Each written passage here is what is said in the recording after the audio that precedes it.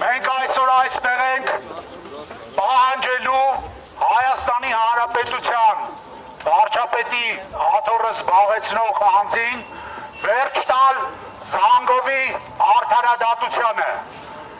վերջ տալ անօրինական գործողություններին, որպեսզի Հայաստանում էլ չլինեն քաղաքական բանտարկյալներ։ Մենք պահանջում ենք, որպեսզի կառավարության անդամներից մեկը իջնի ներքև, նրան մենք բան ունենք փոխանցելու։ Ազատություն Սամվել Կարապետյանին։ Ազատություն, ազատություն, ազատություն, ազատություն Հայաստանին։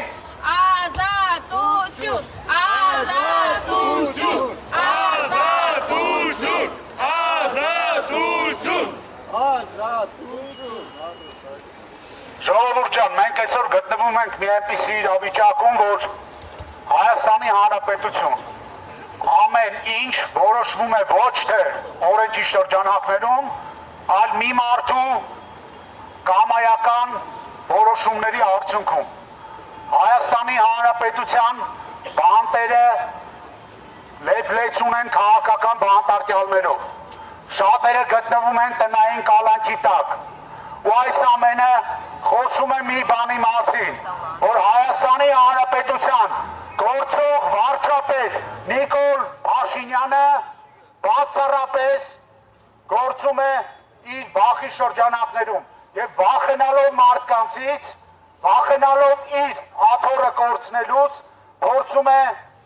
զրկել մարդկանց խոսելու իրավունքից։ Հայաստանում 86 օր հետո չի լինելու ոչ մի քաղաքական բանտարկյալ։ Սա մենք վստահեցնում ենք։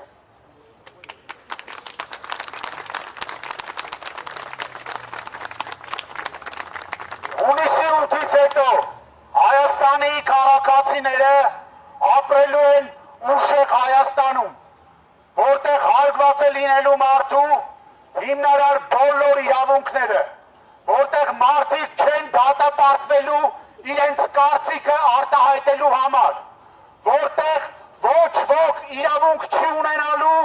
նսեմացնել հայ առաքելական եկեղեցին եւ մեր հոգեվոր հայրերի պատիվն ու արժանապատվությունը։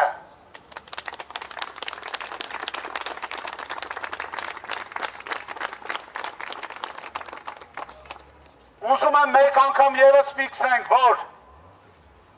փոքրիկ խմբակին եւ Հայաստանի Հանրապետության վերջին 8 տարվա